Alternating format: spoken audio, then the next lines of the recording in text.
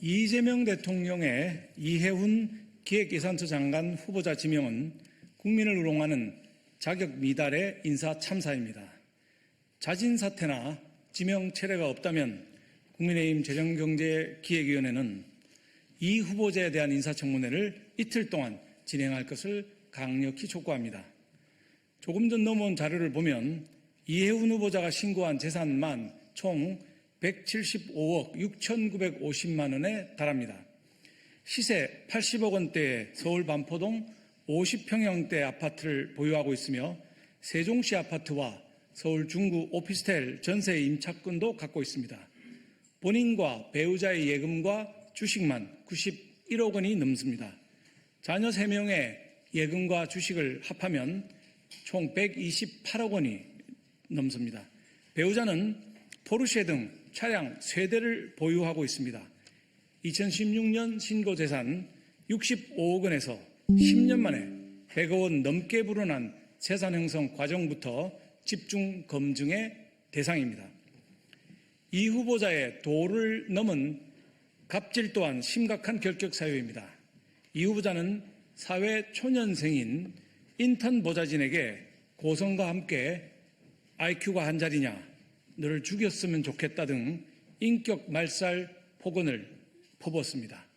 보좌진에게 자택 프린트기를 수리하게 하고 특정 음료를 준비하게 하는 등 사적 심부름과 무리한 요구도 서슴지 않았다는 의혹도 폭로되고 있습니다.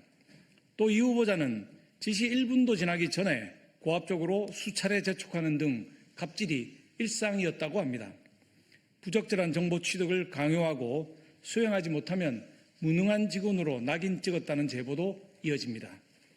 북한의 5호 담당대처럼 수행비서에게 상급 보좌관의 동향을 감시하도록 지시하고 보좌진에게 수박을 아들에게 배달하게 하는 등 아들의 집사처럼 부렸다는 보도도 나왔습니다. 보좌진이 산업이입니까? 특히 이 후보자는 언론 모니터링과 이른바 댓글 작업 그리고 언론 보도 수정 요구 등을 위해 보좌진을 사실상 24시간 대기시키면서 결과가 불만족스러울 경우에 비명에 가까운 고성으로 비난했다고 합니다. 댓글 작업은 여론 조작이고 보도 수정 강요는 언론 통제입니다. 갑질뿐 아니라 언론관에도 심각한 문제가 있는 것입니다. 갑질은 과거 당적 등을 떠나서 고위공직자가 절대 가져서는 안 될 중차대한 결함입니다.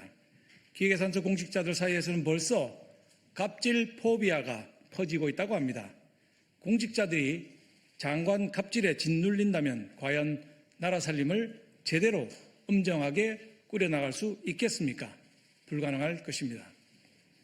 또한 이 후보자 지명은 고환율과 고물가, 나라빚 폭증 등 대한민국 경제를 망친 이재명 정부의 재정 폭주를 가리기 위한 일회용 도구에 불과합니다.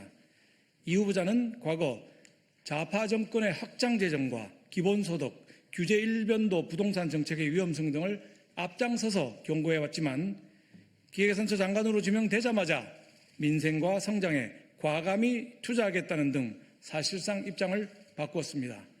또 지명과 동시에 SNS와 블로그, 유튜브 등을 폐쇄를 했습니다. 정치인의 모든 발언과 행보는 신령과 지향점을 국민들께 알리고 판단을 구하는 이정표입니다. 그런데 무엇이 부끄러워서 과거 세탁부터 서둘렀습니까?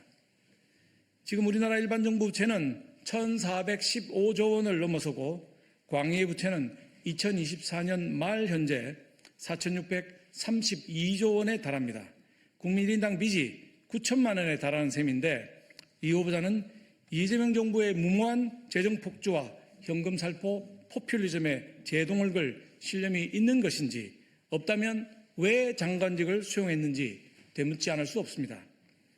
이 밖에도 영종도 땅 투기, 고리 대법체에 대한 투자, 175억 원대 자산 형성 과정, 과거 바른미래당 시절을 포함해 지역구를 둘러싼 각종 비위 및 측근 특혜 의혹 등 결격 사유와 검증 대상이 차고 넘칩니다.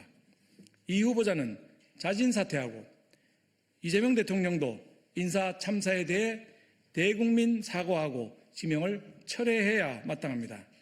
그렇지 않다면 국민의힘 재경위는 인사청문회 이틀 진행과 함께 이 후보자의 갑질 피해자를 포함한 모든 관계자들에 대한 증인과 참고인 출석 요구 또한 요청할 계획입니다.